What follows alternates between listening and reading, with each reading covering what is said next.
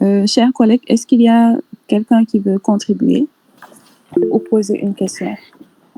Il peut prendre la parole directement. Oui, qui a levé la main? Tu peux prendre la parole. Bonsoir.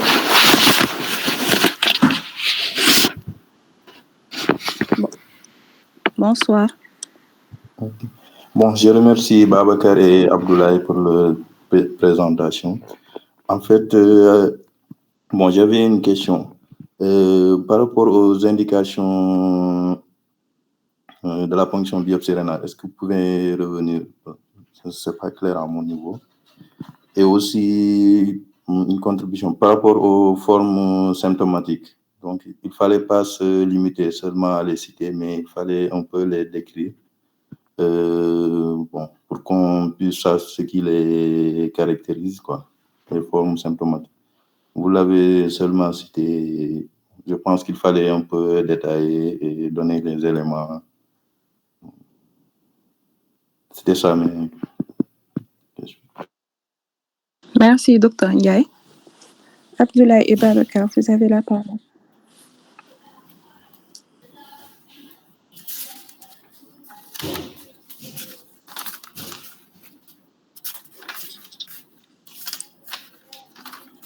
La question porte sur les indications de la ponction biopsie rénale.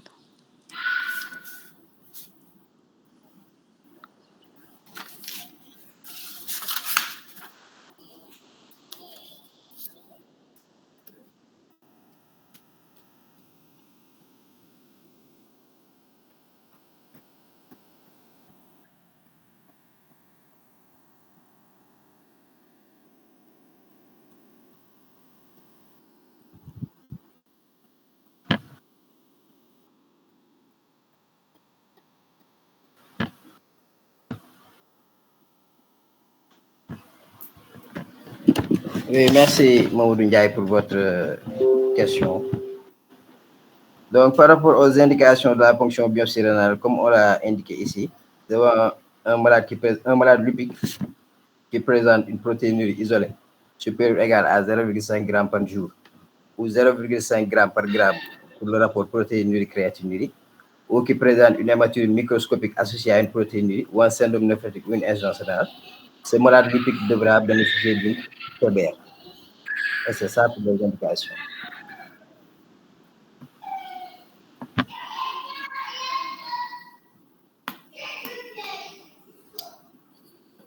Ramène la diapo, s'il te plaît.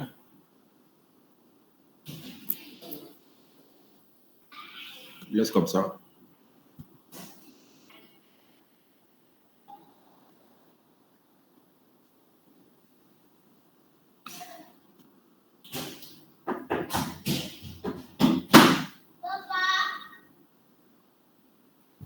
Celui qui a posé la question, est-ce que vous êtes satisfait ou pas?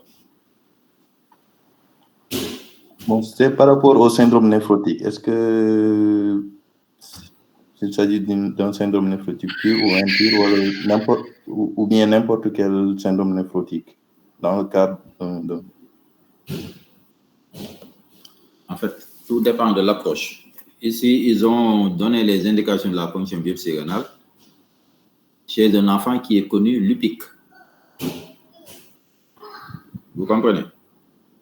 L'enfant est connu lupique et à un moment donné, il présente une ou plusieurs de ces indications. Dans ce cas, vous faites la biopsie. Maintenant, si c'est un enfant que vous ne connaissez pas lupique, il vous vient dans un tableau de syndrome néphrotique. Là, les indications de la biopsie vont obéir aux indications de la biopsie chez un patient néphrotique. Ce n'est pas la même chose. C'est l'angle d'attaque qui va changer. Ok, c'est vous bon. comprenez? Ouais. C'est-à-dire, si l'enfant vous vient dans un tableau de syndrome néphrotique, vous ne savez pas encore qu'il est lupique. Bon, je dis il, mais le lupique, c'est surtout féminin. Donc, une fille, par exemple, de 8 ans qui vous vient dans un tableau de syndrome néphrotique, vous ne savez pas qu'elle est lupique.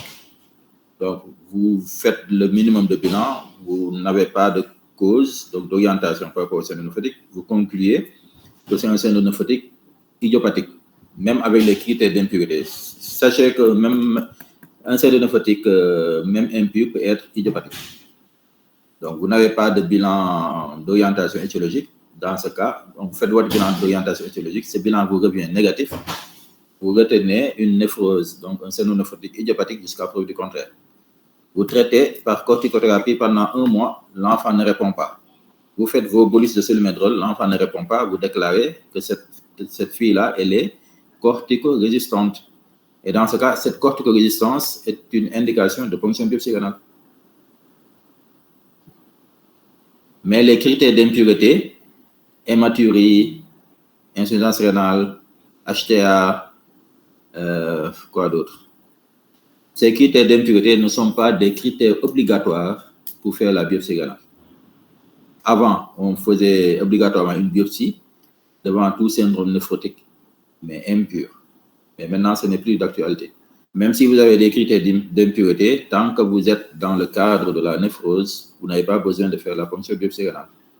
Sauf maintenant, si vous avez, en plus de ces critères d'impureté, vous avez des signes extra-rénaux, par exemple. Vous avez un complément qui est bas, ça sort du cadre de la néphrose. Donc, du coup, il faut faire la biopsie. Mais si ce n'est que les critères d'impureté, ce n'est pas obligatoire de faire la biopsie. Il faut avoir ces critères d'impureté plus d'autres signes extra-rénaux. Dans la néphrose, il n'y a pas de signe extra-rénal. Mais si vous avez des signes dermatologiques ou un complément sérique qui est bas, parce que dans la néphrose, le complément il est normal, etc. C'est ça qui va vous orienter vers une cause secondaire de cénonephrotique. Et dans ce cas, vous devez faire la biopsie rénale pour identifier cette cause et traiter cette cause pour traiter le cénonephrotique. Mais si vous n'avez que des critères d'impureté devant le cénonephrotique, sans autres signes, vous n'avez pas besoin de faire la biopsie. Il faut traiter d'abord. Et si ça ne répond pas, là, vous faites la biopsie. Donc, les indications, pour le coup, je suis d'accord avec ces indications parce que c'est un enfant qui est lupique, connu déjà. Donc là, vous guettez les éléments qui indiquent la ponction biopsie rénale et dès que c'est présent, vous faites la ponction biopsie rénale. Mais c'est différent d'un tableau où vous ne connaissez pas que l'enfant est lupique. Là, les indications obéissent, dans ce cas, au tableau initial, syndrome néphrotique ou syndrome néphritique, etc. Je ne sais pas si vous saisissez un peu l'explication. Oui, c'est bon, j'ai compris. OK.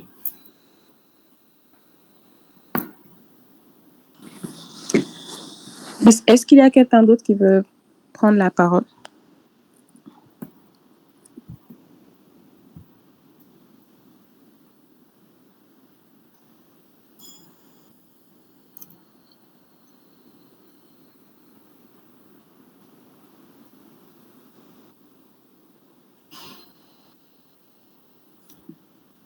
Est-ce qu'il y a, vous n'avez jamais rencontré d'enfant qui a un lupus ou bien?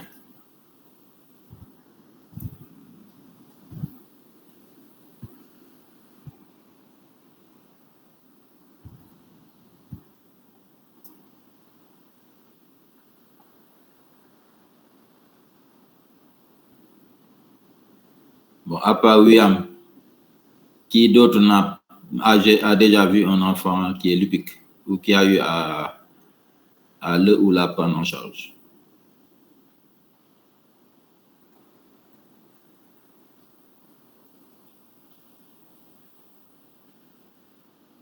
Liliane, je pense qu'il a déjà vu un enfant lupique quand même.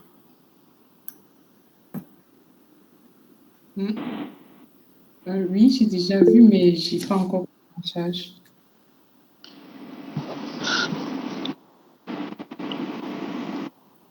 Tu faisais quoi dans ce cas? Tu l'as aperçu et tu lui as dit bonjour?